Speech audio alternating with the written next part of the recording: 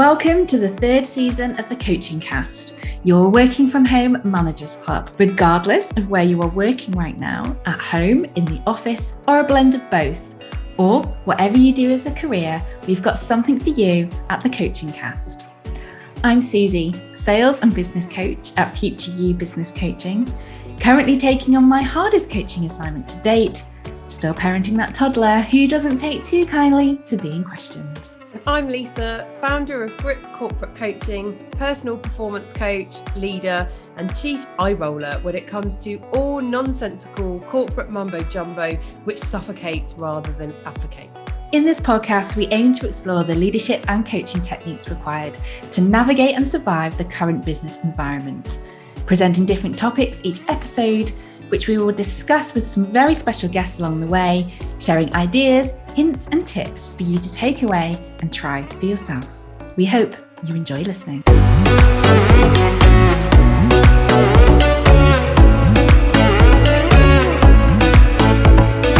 Today, we are talking about the realities of small business ownership. As like many of you are CBBs, we too both run our own businesses, having left our corporate careers behind.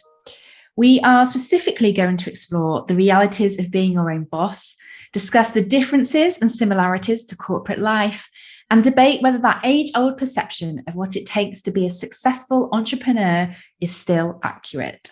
So stay with us and enjoy. So before we get into this week's episode, Lisa, I know it's been a big week for you. So how are you today?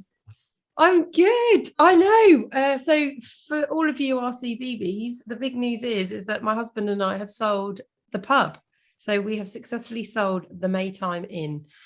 So yeah, so big event that's happened. So we sold the whole business as well as the property. So it's amazingly weird timing that has happened. I mean, it literally completed yesterday.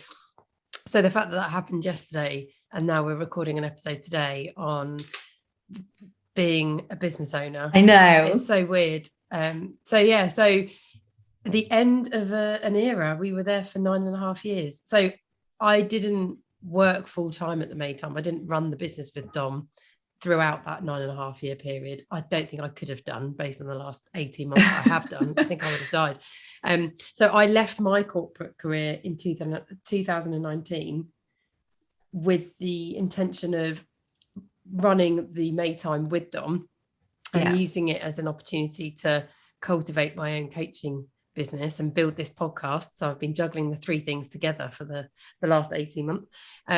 So it's pretty amazing because we decided to go into it jointly with the sole intention of building it up to the point where we felt we could successfully sell it. Yeah. And so it's nuts that the culmination of that vision and the goal and all the hard work we've put in for the last however long has, it's come to fruition. It's delivered. So yeah, it's mental. So it's amazing. I feel really proud. I'm really excited. I still feel a bit numb, but I think that's because especially the last 4 weeks, it's been full on. I mean, I've worked nearly every day at the pub for 4 weeks. Dom's been working at the pub and on all of the sale process. So I think we're just feeling a little bit, knackered. And it's quite a numb experience. But yeah, absolutely nuts. So we're really excited. It's been a very emotional 24 hours for me. No, I read your post on LinkedIn and also on Instagram about your kind of departing message to the Maytime, and I actually felt quite emotional reading it. It was incredibly personal, some of the kind of stories and memories that you'd shared, some great times, obviously maybe more some sad times as well. And it's been a challenge, hasn't it, especially in the last 18 months or so. Oh gosh, with COVID. I mean, COVID's been a challenge for all of us. I don't think anyone's escaped unscathed from COVID, whether that's because unfortunately you've suffered with it or tragically you've lost someone from it. But definitely from a work experience, I think it's changed all of our work environments and we've all had to flex and adapt. I think I've had to flex and adapt more in these last 18 months than I ever have. And I've, referenced some corporate roles I've had where change felt like the primary objective that we we were striving for at any given time. So yeah, it's been a roller coaster, but yeah, writing that post yesterday, because it did feel, in the end, I did write it as a bit of a tribute to the Maytime, which is actually how I wanted it to come across, because I've got so much to be grateful for, and I'm so appreciative to the Maytime and all that it's given me personally, but also both of us as a couple.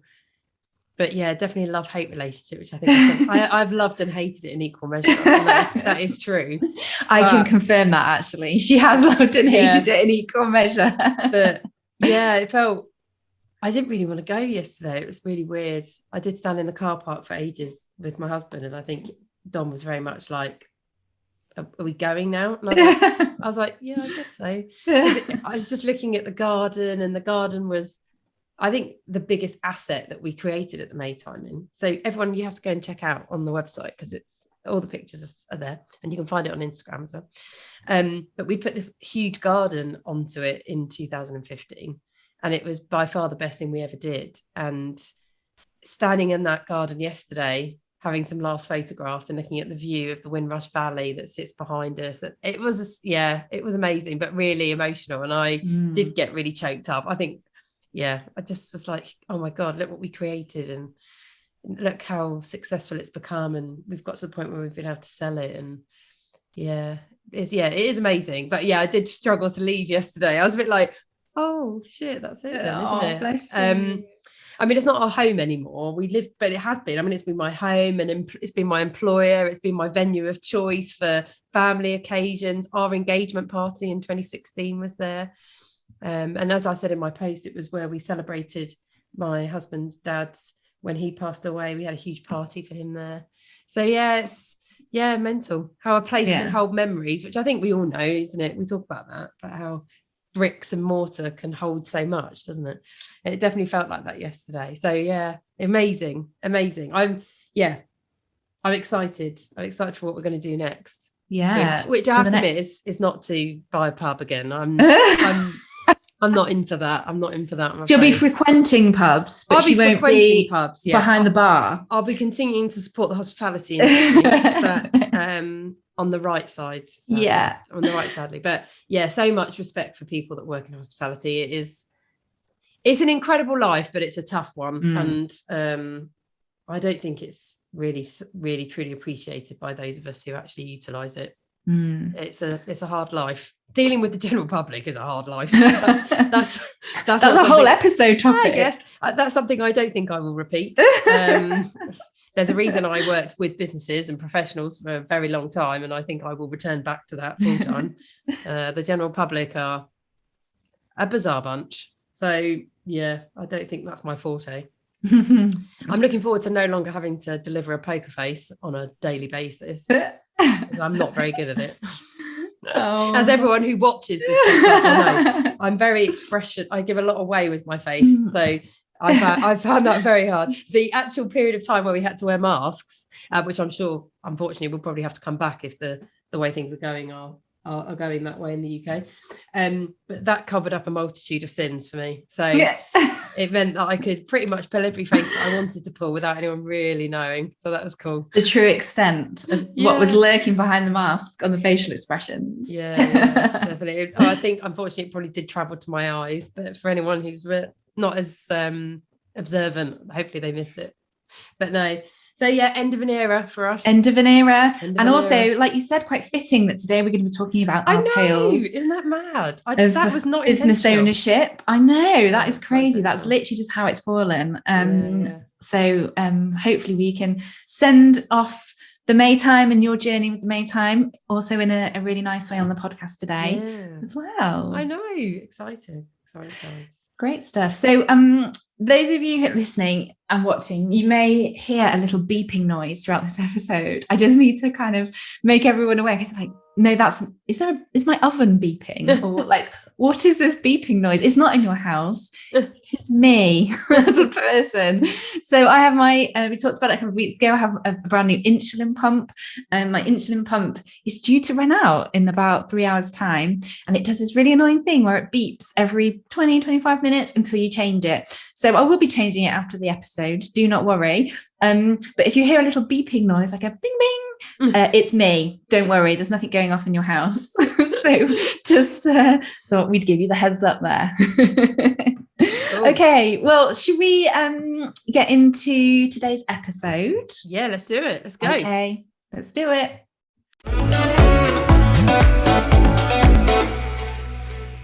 Today, we're discussing our experiences of being small business owners, something both of us have embarked on over the last few years. Starting up, running and scaling a business is hard work and takes a lot of dedication, time and energy. I recently saw this quote about the roller coaster of running your own business, and it really resonated with me. And for any other business owners out there, it may for you too. So the quote was, "As ever, the accountant in me saw the risk, the entrepreneur saw the possibility, so I split the difference and kept moving forward." And that was a quote by Phil Knight. So, Lisa, would you say that this does portray the reality of being a business owner? Well, I don't think I'd ever describe that I've got an accountant in me. I think that's definitely not a skill set I have. I'm not, but I like the sentiment of the it, intent. Yes, because ultimately I don't have an accountant. I have a voice in my head that tells me to avoid risk. So I wouldn't call it an accountant because my financial skills are pretty terrible. Although I'm actually very good with my personal finances. I just wouldn't classify myself as a maths whiz. So, but I do have an inner voice that tries to steer me away from things that are difficult, dangerous, too risky. I would never describe myself as a risk taker. I think my husband would say I'm really risk adverse in general. But I think the whole sentiment of this is really apt, which is that I would describe it as always being on a bit of a seesaw. You know, that it's trying to get the balance, the sweet spot in the middle where you can run these two together in a way that actually is really productive and effective. So you've got your head telling you how to navigate the risk and how to reap the rewards from taking the risk, and that entrepreneurial side of you really highlighting and showing you there's the opportunity, there's that's where the goal is, there's the vision, this is how you're going to get there, and then being able to use the two effectively at any given time to keep you on the straight and narrow, as I call it. And that whole sense of keep moving forwards with both, and using them to drive action. So it's a really great quote. It's not one I've ever heard of before, but I think it's apt. Yeah, I can definitely relate to this. I mean, I know I'm kind of a bit more early on in my experience of running my own business than you are, but I think that piece around the financial management of running your own business is definitely something which is always on your mind, whether has my invoice been paid on time? What's my cash flow look like this month? What are my outgoings? What does my pipeline look like in terms of clients moving forward? As well as what you spend your money on. And I think I've definitely become more frugal in my approach to managing both my personal and my business kind of finances since I started running my own business, because I just put more value on it because I've generated it myself.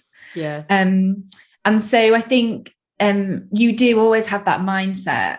Well, I do anyway. You have that mindset coming into it around, how much is this going to cost me? How much do I need to spend? What's coming in? As I've mentioned. So I think that accountant kind of mindset is definitely something which, for a business to be successful, has to be an element in front of your mind. And to what scale and to what extent is obviously different for every business, because some are like mine, just starting out. Some of them are, a lot more established. So that definitely resonated with me. And I also think when they talk about the risk, that doesn't necessarily also have to be the financial side of that. I think for me as well, it's about the risk of putting myself out there, doing new things, maybe going after opportunities I wouldn't necessarily have thought about previously or would have done if I was still working in an organization. There's an element of risk going around that as well, because what if I, get rejected? What if actually that isn't what that person's looking for and that person says no? Or, what if I do get, a new client, a new project, and then actually I need to figure out how I'm going to do it and how I'm going to deliver it and run it. And so there's that kind of that word risk, which is quite evocative and is quite emotive for many reasons. I think definitely holds true, especially when you are in the startup phase of a business, because everything you decide to go after, invest in, manage has probably kind of more bigger implications than what it does when you're a bit more established. So yeah, it's an interesting one. And then obviously the possibility. I mean, we're coaches, so we love possibilities, we love options, we love choices, and being future focused. And so, balancing the two, like you said, I love that analogy about the seesaw and managing that on an ongoing basis. There is definitely a skill to that. I mean, I say seesaw. I think my experience of being a business owner and going out alone, which is how I describe it, because I think I have found it very lonely at times. I mean, there's the seesaw analogy. There's also the roller coaster. I use both because I think mentally and day to day it's the seesaw, but actually the whole experience is a roller coaster. And, I can liken that to the Maytime, in respect of the business that we've just sold. The highs and lows of that have been so extreme, even in the short time that I've actually been in it full time.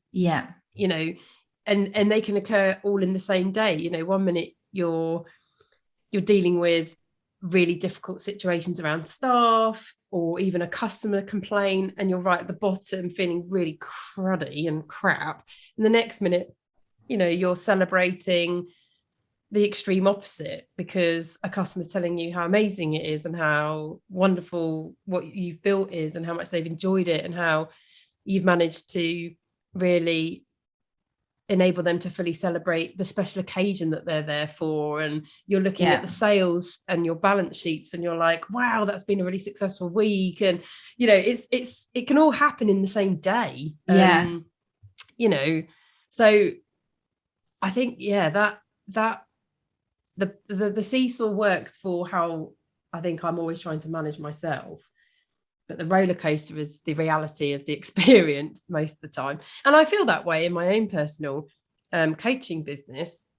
The days that I've won clients have been absolutely, I've been filled with elation and I'm excited. And then when I continue to work with those clients in their actual sessions, they're great days. I buzz afterwards.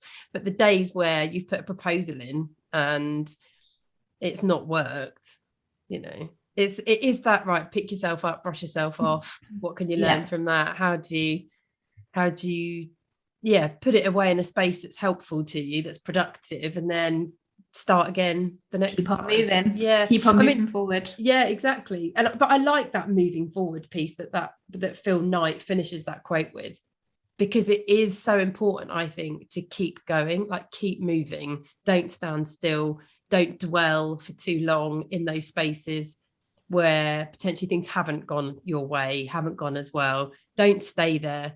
Just look ahead to the next opportunity, the next experience, the next learning, because that's what helps you to stay productive and effective. And really helps, I think, definitely for me. I've always described myself as a woman of action. I think my husband's a man of action as well. I have a lot of time for people that take action, don't sit still, because it does help you to process and to try out something else. And you just move away. You just create something new, don't you? You create a new experience, a new memory, and you move away from the bad place. And you evolve, I think. Evolve. That's a great word. But that's true. And it is hard. It needs constant energy all the time. Absolutely. Constant energy. I know that many of our listeners are small to medium-sized business owners who run their own business, started it from scratch, and some of which have been massively impacted by the pandemic and the subsequent lockdowns, yourself included, in terms of the Maytime was shut for a long period of time. I did. I mean, it's funny. We talk about like I've worked for the last 18 months at Maytime. I mean, I've mentally worked at the Maytime, but actually physically not 18 months at all. I mean, we were shut for 3. I mean, we've probably been shut for 8 of those. Isn't that nuts when you put it like that? What a weird time we've lived in. But I mean, I feel like I physically worked there for nearly 5 years with how my body feels today. But well, because you will mentally be giving energy to it, thinking about, how do you evolve? How do you keep it going? How do you still be relevant to your customers during that lockdown period? How, do you get staff back, into that situation, working effectively, etc. So there's still a lot of energy going into it because you care. And I think that's for me, like having created a new business, which I'm still very much starting up, but you just care a lot more because it's yours and it is like another baby. I don't need another baby in my life, but it is kind of like that. You are so passionate about it and about that gap that you can serve in the marketplace that you operate in, that problem you can solve, that solution you can provide to your customers and client base. It's hard not to then give everything that you've got because it's yours. God, 100%. Like I've tried so many times over the last 2 years to say, I don't care, it doesn't matter, but it's just not true. No, it's not. And even on the days when I've hated working in the Maytime, I can't think differently about it or about what I bring. And I think that does come down to yes, because it's ours. I think because it represents us as well. It is our brand. And, when you're not there, it still is representing you. Do you know what I mean? It's and I think always knowing that is such a fine line between being really great and successful and people loving you and not at all. It's really fine. So everything that's going on, even when you're not there, represents you, and you're always thinking about that. And saying you don't care about it, or it's a lie. And I think that's also, I mean, that is personal as well. I do think that comes down to you as a person and the standards that you hold and what you think is important and what you value. And I think deep down I'm a people pleaser as well. So I don't like to be disliked. I don't want to be best mates with everyone, but I want everyone to think highly of me, even people I don't like. And I think that I have struggled with, because I just want everyone to, think positively of me. Well, because you've put so much energy and effort into it, you want that to be recognised. But I think that's true of me as a person in general. That's not just because of the Maytime. I think that's true in any organisation that I've worked in, even organisations that I've left and really disliked. I still want them to think I'm great, even if I think they're shit. No, for sure. And that's it's weird, isn't it? I'm bizarre. What can I say? I'm bizarre. So on that notion then of when you worked in organisations, which obviously you did for a bulk of your careers to date, do you feel like you've been able to transfer some of those skills from your time working in those businesses into running your own business, and how that's supported you now you were operating in that world of business ownership? Oh, without a doubt. I mean, I was trying to think of how to articulate this really simply, because I think there are so many skills that I've gained working in corporate. Actually, to the point where I don't truly believe I could have ever have succeeded as a business owner without them, which is why I think my husband is quite incredible, because he's never worked in corporate. So, and actually we've always enjoyed the conversations because our working lives and our careers have been so different, and the environments we've worked in have been so different. And working in his environment has been such an eye-opener for me, but in a quite a shockingly aggressive way, I would say, because the test it's put me under physically and mentally is nothing like I've ever experienced in work before. And the fact that he's done that so successfully for a decade and the rest, because I mean, he's owned the Maytime for 9.5 years, but he's worked in hospitality in this environment for his whole life. I mean, it is quite extraordinary, to be honest. Hence my whole hats off to people that do this in the hospitality sector, because it is physically and mentally just so full on all the time, whether you own it or not. You don't have to be an owner to still experience that. But I think in terms of the specific skills that I took into both the Maytime and into my coaching business, I think, and that I carry forward beyond it. I think the skills I've gained are really, I suppose there's two things. There's the knowledge of the corporate world and business in general that I've gained over the 15 years I worked in it. So really understanding how organizations are set up, the challenges that they face, the expectations they have, the way in which people are, because obviously as a coach, I'm thinking about the people side of things as well, but the way that people are generally led, the challenges that come for people in a working environment, in an office environment as well. I think I've taken the knowledge of that into both businesses. I think then the practical skills are in respect of, managing time, managing priorities.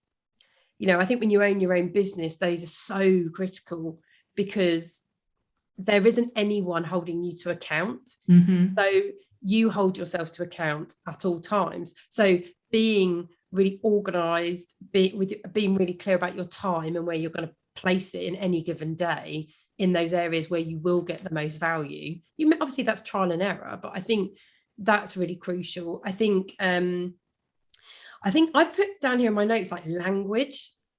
So like I've talked the world of business for a long time, and I think that's held me in good stead going into my own businesses, because my level of professionalism is one that I've cultivated through my world of working and I think obviously like growing older as well, but I feel like I can really relate and connect and engage with individuals because of learning that language, knowing how to engage with people and really being able to connect with them on levels that make sense to them and the world that they're experiencing. I think that's really important.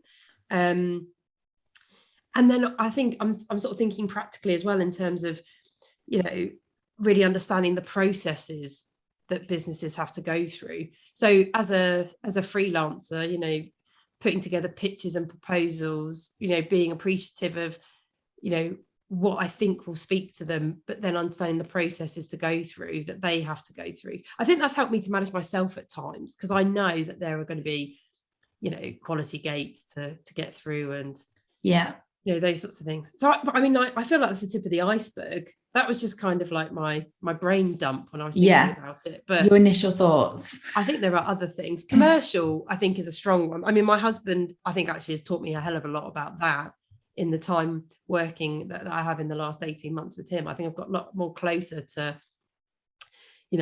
sales reports and profit and loss and all that, which actually I don't think I really appreciated as much when I worked in the corporate world, partly because of the roles that I had and what I was required of me. But I think again, this comes back to your point, Suze, of like when it's your cash, it's a very different, it's a very different relationship. You suddenly become very interested in profit and loss because it's Absolutely. Your profit, your loss. So when you have to, I pay myself monthly. When you have to sit down, and I do my own bookkeeping as well. So when you sit down and do your own bookkeeping, for me anyway, every month, and then I have to decide how much I'm going to pay myself. And if you haven't got that in the bank because you haven't invoiced at the right time or correctly, or that invoice hasn't been paid, you haven't chased it, it puts a very different focus on things.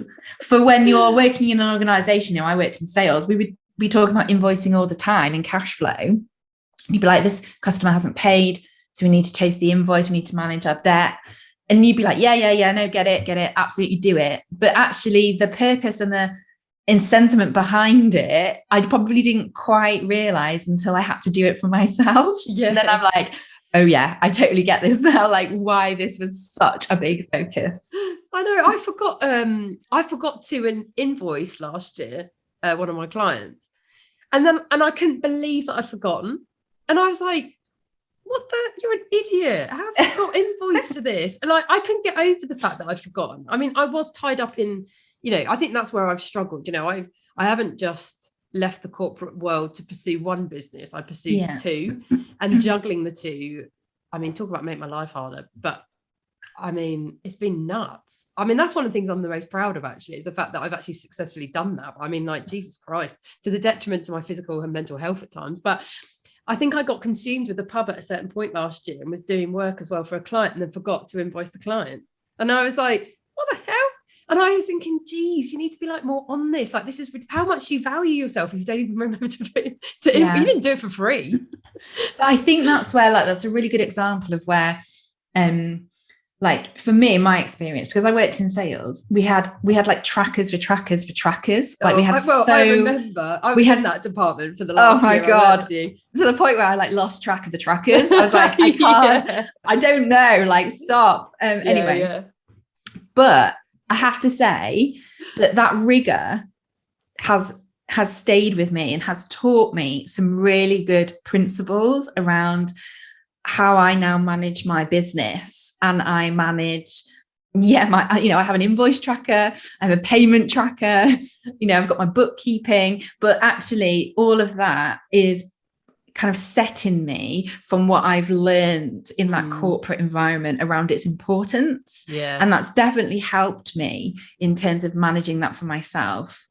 And I think just to kind of flip the other side of the coin and look at it from a different perspective, in the sense of perhaps what my business has taught me, if I was to go back into the corporate world, one of the standouts for me is actually around like taking the risk and giving it a go. Because when I worked in a business, there was quite a lot of talk about, and we're going to come on to talk about it in a bit more detail in a minute, but this entrepreneurial spirit, this entrepreneurial mindset, just giving it a go and seeing what happens and being agile and learning and adjusting. Yeah. Totally get all of that. 100% get all of that. But actually, the environment of working in a large organization, the structure, the processes, the ways of working actually make that quite hard to do. It constrains it to an extent. It has to, because there has to be an element of compliance. There has to be an element of doing the right thing in the way that we approach things. So actually kind of just giving it a go is quite hard to achieve. Yeah. Whereas in your business, there is none of that, because you create it. So, you don't have to be, in some senses, accountable to others. You're just accountable to yourself, especially if it's just you, which at the minute is just me. And so actually there's more freedom in that. There's more opportunity to just give it a go and see what happens. And actually, I think if I went back into a corporate world now, I would take that very much with me, of kind of actually questioning the status quo of actually, why can't that be the case, or why can't that happen, or why can't that be an opportunity we go after, or why won't that work? Because I've kind of had that liberating work environment now, where I work for myself, where I haven't had to be constrained. And it's a really interesting kind of point to bring to life.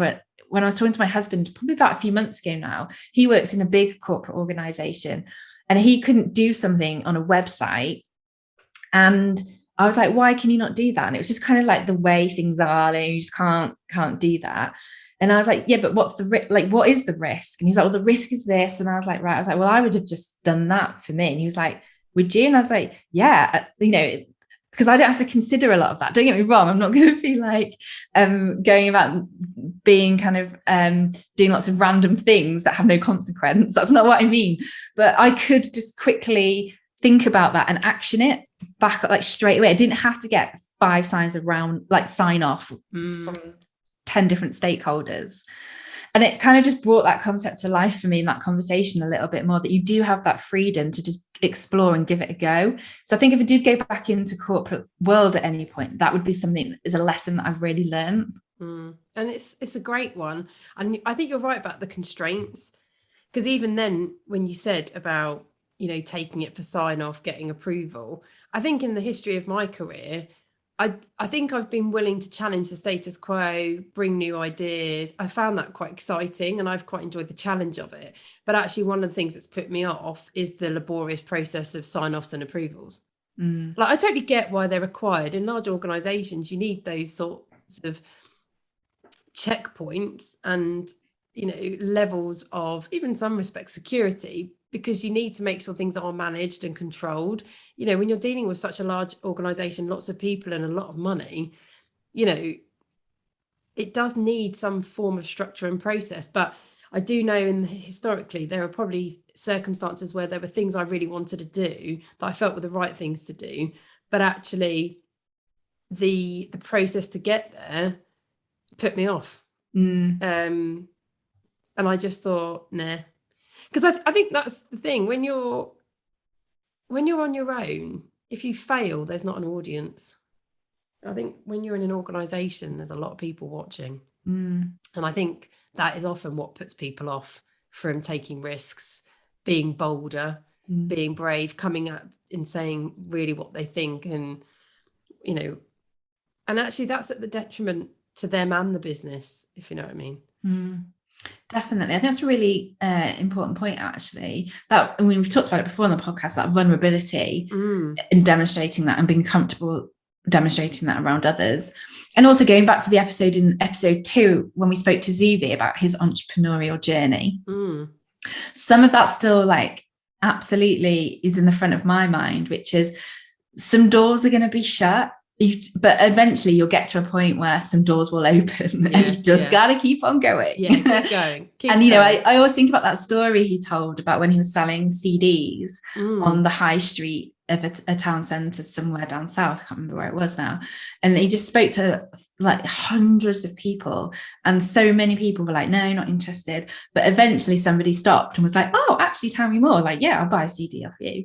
And I just found that for me such an incredibly powerful story and really inspiring around just that power of your self-belief. And I think when you work for yourself, or you have a business, which, you know, you may have other people to work with you and on as well, but that power of self-belief has to really power you through, because it is and can be incredibly challenging and lonely at times as well. Definitely.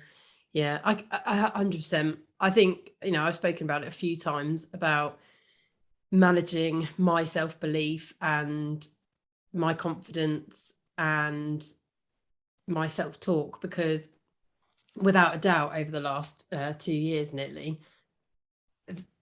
those, you know, that has been really loud in my head all the time. And as I say, it can really quickly flip on that roller coaster. 1 minute I'm patting my back saying, you've got this, you're doing a great job, you know, well done. And the next day, I mean, and it can be that quick. The next day I can be in the complete opposite. So it's like, you know, it is hard.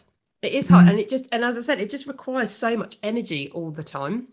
Yeah. And that's why I think as a business owner, self-care is so, so critical, you know, really looking after yourself. And I'm preaching, you know, I'm sure to people who know this as well as I do, but I will hold my hands up and say, I'm not very good at it. You know, I don't look after myself very well. And I know I haven't over the last 2 years. You know, I haven't had the sleep I needed. I haven't probably ate as well. You know, I've lost weight. I mean, I think I look great, but not in a healthy way. I'm sure now that I'm, you know, away from the pub, those pounds will pile back on, sadly. But it's something I'm still learning all the time, which is how to look after myself, how not to be a martyr, I think, because I think I can be a martyr to my own being, in that I do just keep, you know, I probably take this whole move forward from Phil Knight a bit to the extreme, and that I just keep pushing on, and to the point where all of a sudden I'm like, oh my God, like I'm not in a good place now, because I just keep going, but I haven't had enough rest. I haven't taken enough breaks. I haven't cared for myself very well.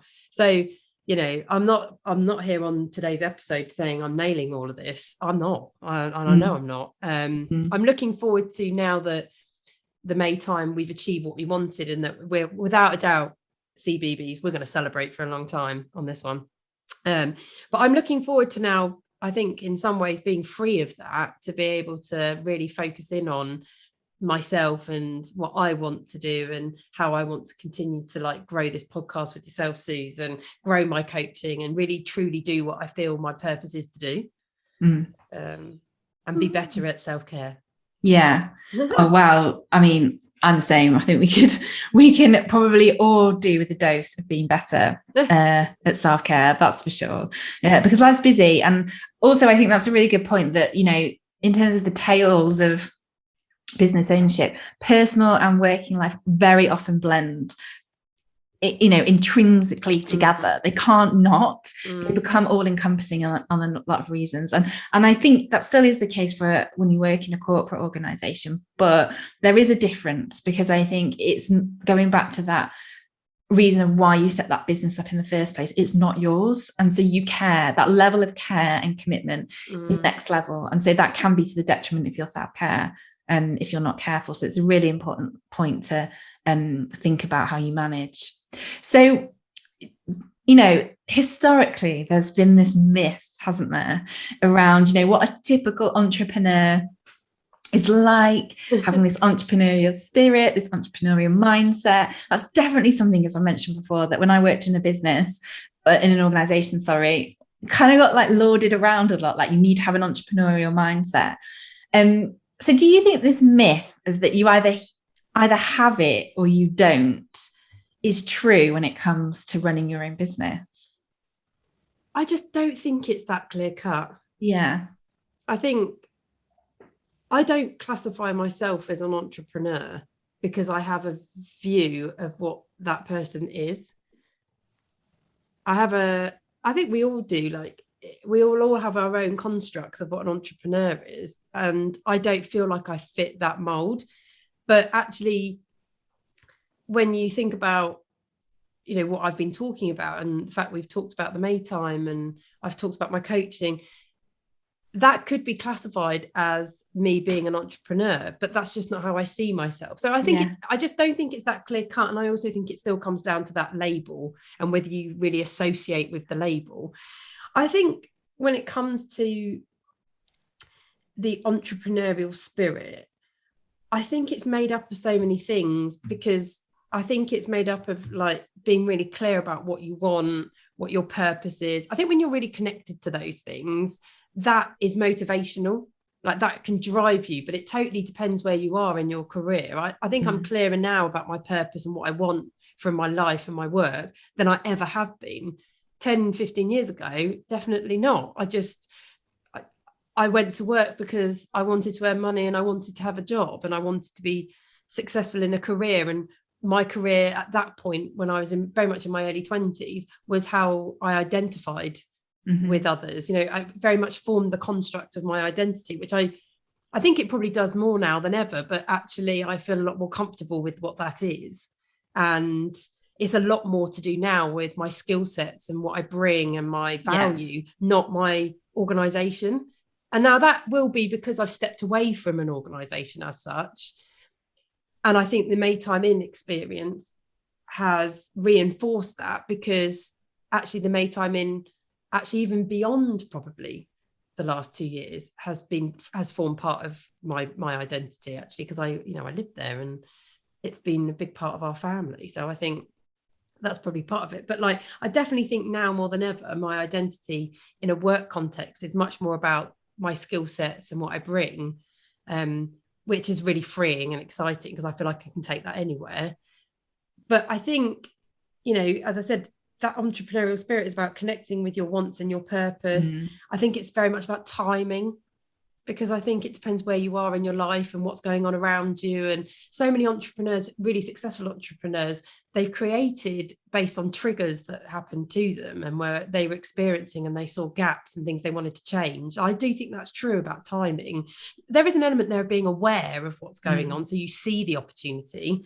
But I think that is very true. I also think as well, you can't discount the privilege piece, because I don't think I necessarily had the freedom of thought and creativity when I was constrained by finances, you know, because you do go to work to earn money. That's true. And I don't think there are many of us who can say they work just for the sheer joy of it. Absolutely. And I think when you're working to earn money, whether that's just to support yourself or whether it's to support family and your children and provide the roof over their heads, it's your ability to think and take risk is really different. And I think if you're in a privileged position where actually those risks are smaller because you're just thinking of yourself, you know, or in my scenario, you're thinking of yourself and one other, Oh, and the dog, I suppose. We'll throw him. Yeah, don't forget the dog. Don't forget Alfie. But it is so different. Like I know for a fact, I mean, there's no point like, fibbing about it. I know for a fact that I would not have left my corporate career if it hadn't been for the fact that I knew and felt financially stable. I just wouldn't have done that. I know I wouldn't have done that. And not all of us are in that situation. Yeah, no, it's a really important point to pull out and definitely demonstrate. So on that idea then of support and how we can support, small to medium-sized businesses, even this podcast is a mini business. Yes, it is. Yeah, absolutely. So if there's anyone out there who would like to sponsor this podcast, then please let us know. Yeah, we're always interested. Always interested in sponsorship. But if you on want us that to help note, your small business, sponsor us. We love hearing from small businesses. But on that note, so how can we support small businesses as people out there? So I know for me, I feel very passionately about sharing their content on social media. We do that every day on our Coaching Cast Instagram. We share content from other people. As Lisa just mentioned there, leaving reviews is really important, isn't it, as well, for a small to a medium-sized business, and showing that endorsement of their services and your experience of either that product as well is so, so important. And spreading the word. So just like telling people, family, friends, network, building that awareness, regardless of what it is, what they sell, what they do, just those small little things there are so crucial in helping support the longevity of a small business. Would you agree? Or anything else to add? Absolutely. I think to build on that, I think it's also, I really do believe in the ethos of buy local to where you are. So, all of us in the whole of the world rely so much on global commerce, but actually to the detriment of that's happening on our doorsteps. And when we're talking about the environment as well, I know there's a lot of chat at the moment about the world's logistics supply chain because of COVID and the the downturn of that. It's really caused a lot of problems on the global supply chain, to the point where there's delays. I know there's lots of like scaremongering chat about people won't get their gifts at Christmas, in terms of that, like the latest toys and things. Small, first world problems is all I say. But the fact is actually it's so detrimental to the environment, and we're all talking about the environment and that we need to save the planet. God, I saw something terrifying about this morning, but we've only got 10 years left to save it, which made me feel terribly sick. But I think this whole notion of buy local, buy on your doorstep really is so important, not just for small business, but for that global impact and actually the environment. So we're sort of reducing carbon. So I think whenever you're wanting something, look at where you can get it from those around you, because I think we're all guilty of, like, you jump onto Google and you immediately find like, the organization that stands out as being able to satisfy that, from anything from, buying gifts or food to, getting things done in your home, getting your car fixed, whatever it is. There's so many things that actually you can just find someone who's closer to you, who can support you to do that. And in turn, you're ticking so many boxes. You're helping a small business, you're promoting a local specialist who at the end of the day, I mean, like, they're just like you and I, we're all very much on that, a similar path in terms of trying to be successful and support our lives and our families. But yeah, so I always try to sort of avoid Amazon wherever I can. Sorry. Yes, it's very convenient, but I always try to avoid them if I can. But if it really is the last resort, that's where I will go. I love small sort of marketplace platforms like Etsy. Love Etsy. Yeah, I love Etsy. Not on the high street. I love as well. And I do actually more and more, I do purchase through sellers on Instagram, because there are so many on there now. Yeah. And there's so many fantastic little independents. So that's my view of how we can support small. Brilliant.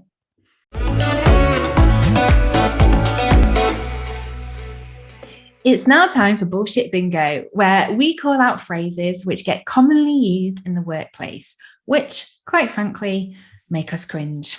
Today's Bullshit Bingo is a word which I came across recently, and it is wargaming. This means getting into the mindset of your competitors, anticipating and getting yourself ready to respond swiftly to any competitor actions. Lisa, I can see already your facial expressions are there, aren't they? Yeah, it's so aggressive, this one, isn't it? Wargaming. I also thought it was a computer game. I think it might be a computer game. Yeah. I'm thinking of World of Warcraft, probably. Not that I know what it is. I've never played it. I'm not a gamer, but okay. No, I think there is something along those lines of a game. If there's a game, you know the name, DM us, let us know what it is. Maybe it is just World of Warcraft. But yeah, wargaming. I think this is so aggressive. It means getting into the mindset of your competitors. I'm like, ooh. So have you used this one? I've not personally used it. I've talked about it as a concept. So I talked about it as a concept recently with a client, but we had a bit of a laugh about it. So it wasn't like in that kind of aggressive context. I've heard it being used, not recently, a while ago, I've heard it being used in a corporate setting. And it's about kind of like getting ready to respond and anticipate what your competitors might do next, so that you're then ready to quickly respond back and that precious kind of market share and getting that dominant position, so to speak, in the market. So it's quite an interesting, it's a powerful word. Powerful. Yeah. Wargaming. But as I said, all I can think of is like gargoyles and like, I don't know. It just makes me think of like computer games. It makes me think of, what was that program that used to be on where they had like little robot machines and they used to like crash into each other? Robot Wars. It makes me think of Robot Wars. God, do you remember that as a program? Yes. Is it still on? I don't know. I'm not sure. I think it did go on for a long time. Yeah, and they had all like lots of different teams, didn't they? From all walks of life, all around the country, come together and like fight with the homemade robots. Yeah, that's what they did. They did fight. Yeah. Anyway, also DM us if you know if that program is still on. Robot Wars is still going. Robot Wars is still live. Let us know. And also DM us with your bullshit bingos more pressingly. Yeah. Yes, absolutely. If you do have any bullshit bingos, which you either hear in action, write them down and send us a DM or an email at hello@thecoachingcast.co.uk, and they can feature in a future episode.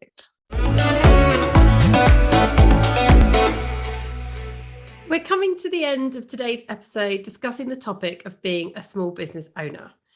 Our tips from today for you to try are: number 1, prioritize time for self-care.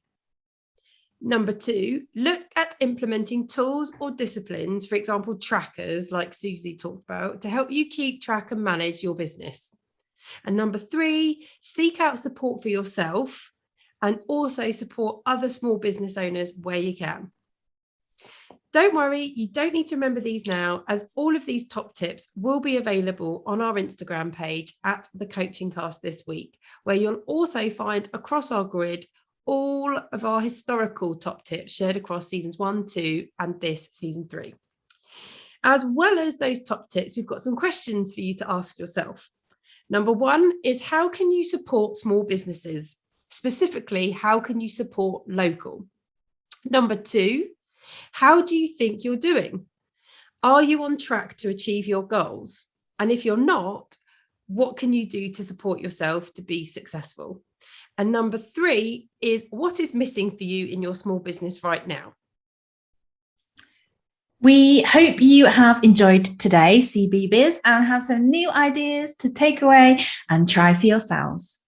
If you have any questions, thoughts, or feedback, we love hearing from you. So please contact us at hello@thecoachingcast.co.uk or DM us on Instagram at thecoachingcast. Your support means everything. Therefore, if you like what you've heard, then please give us a follow on Instagram at The Coaching Cast.